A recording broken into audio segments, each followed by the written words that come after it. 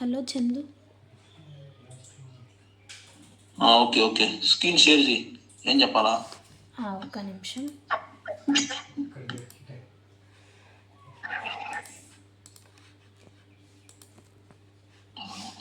కనిపిస్తుందా?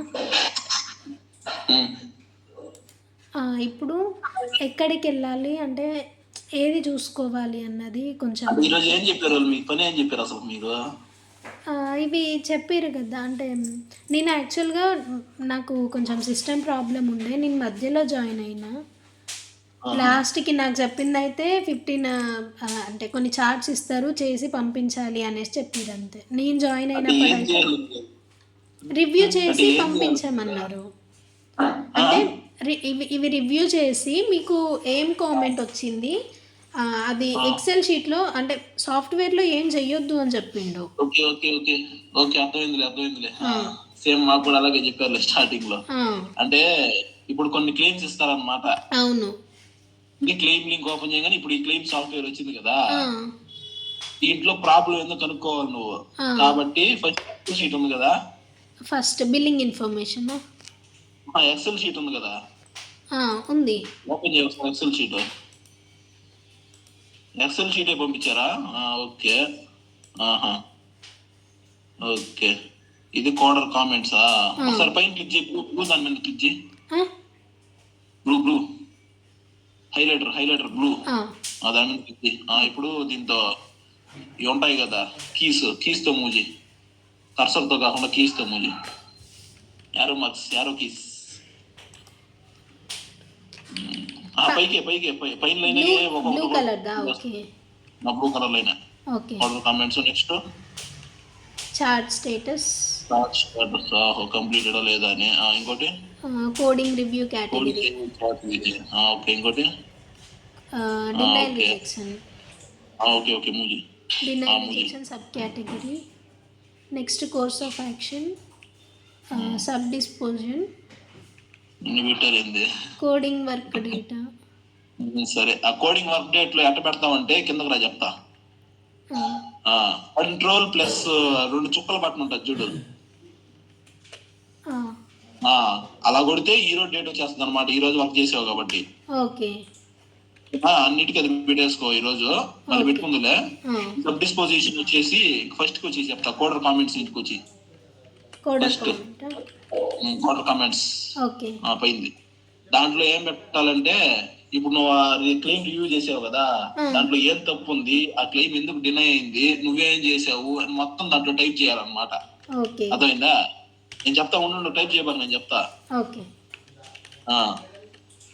నేను మళ్ళీ డౌట్ వస్తే అడుగులే, గుర్తుపెట్టుకో. నువ్వు మళ్ళీ డౌట్ వస్తే అడుగు. దాని తర్వాత పక్కదేంది చార్ట్ స్టేటస్ వచ్చేసి కంప్లీటెడా ఇన్కంప్లీటా అంటే నువ్వు చేసావా చేయలేదని చెప్పేసి అనమాట. అవన్నీ కంప్లీటెడ్ వస్తాయిలే, చేసేస్తే అన్ని కంప్లీటెడ్ పెట్టేసేయాలి. సరేనా? వచ్చేసి నెక్స్ట్ కోడింగ్ రివ్యూ కేటగిరీ వచ్చేసి నీకు ఇచ్చిన క్లెయిమ్లు 3 టైప్స్ ఉంటాయన్నమాట.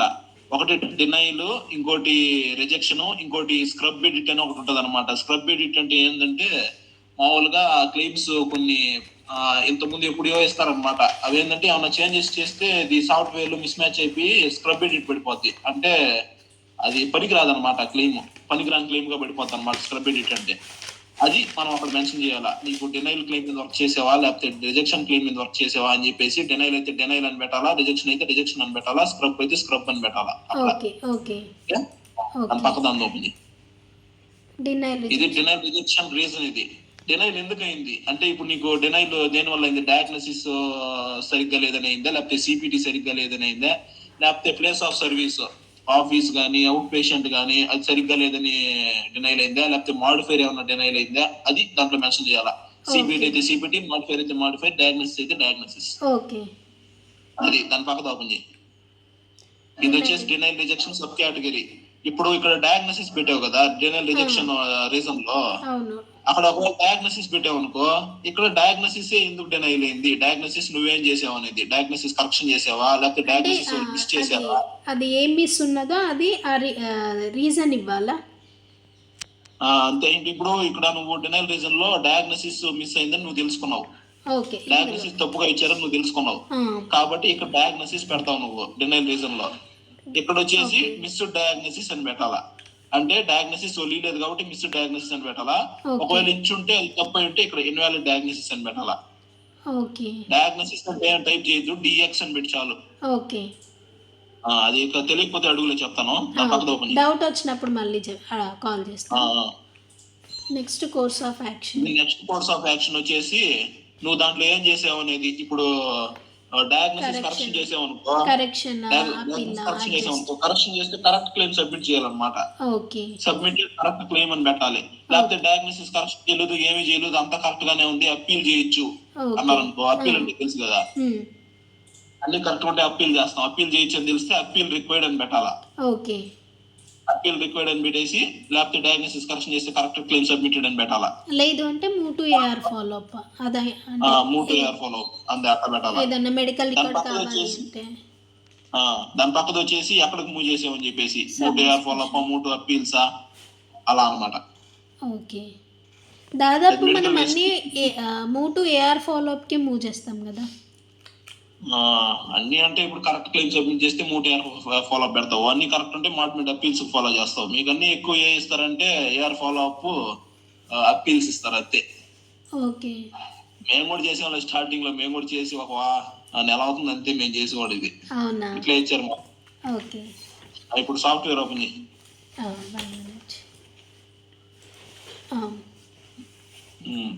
ఇప్పుడు మనం ఏం చేయాలంటే క్వార్టర్ కామెంట్స్ మెయిన్ చూసుకోవాలన్నమాట. మిగతా అన్ని మామూలుగా టైప్ చేసి పెట్టేసి ఏం చేయాలంటే ఫస్ట్ ఏ క్లెయిమ్ కరెంట్ రెస్పాన్సిబుల్ అంటే ఇది అంటే ఈ ఇన్సూరెన్స్ వాడికి ప్రాబ్లం అన్నమాట. కరెంట్ రెస్పాన్సిబుల్ లో ఎవరైతే ఉంటారో ఆ ఇన్సూరెన్స్ వాడికి ప్రాబ్లం. నువ్వు కిందకి స్క్రోల్ చేయి చెప్తా, కిందకు పో.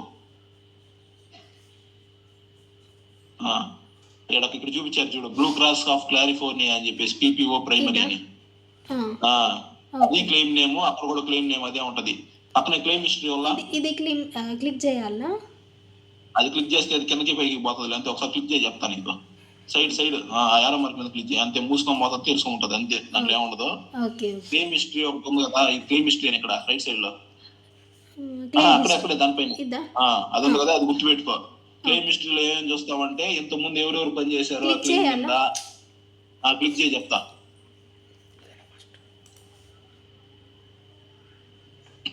ఇది మార్కెట్ కోడింగ్ లో ఉంది. క్లెయిమ్ హిస్టరీ మీద క్లిక్ చేసే డబల్ క్లిక్ చేయబోలే, మామూలుగా ఒకసారి క్లిక్ చేయి చాలు. ఒకటేసారి 2 సార్లు ఓపెన్ అయింది. ఒకసారి ఇంటూ కొట్టు, పైన ఇంటూ కొట్టు. ఇప్పుడు కిందకి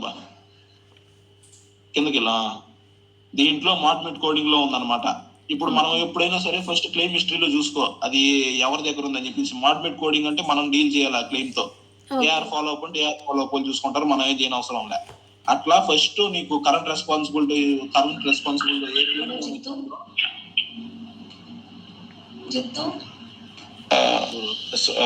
అంజలి ఒక నిమిషం కూర్చోరా.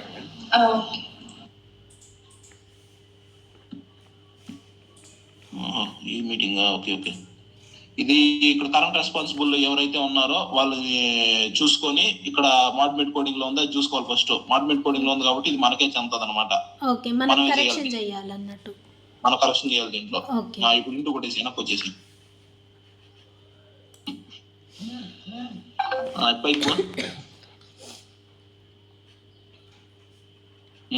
పైకి పో టాప్. ఇక్కడ blue class blue shield of primary ఉంది కదా నేమ్, ఫస్ట్ తీసుకోవాలన్నమాట. అది కాపీ చేసుకో చెప్తా. కంట్రోల్ సి, అల్ట్ ట్యాబ్ కొట్టుకుంటే తొందరగా వెళ్ళిపోద్ది నీ స్క్రీన్ లోకి. క్వార్టర్ కామెంట్ లో దాన్ని పేస్ట్ చేయి.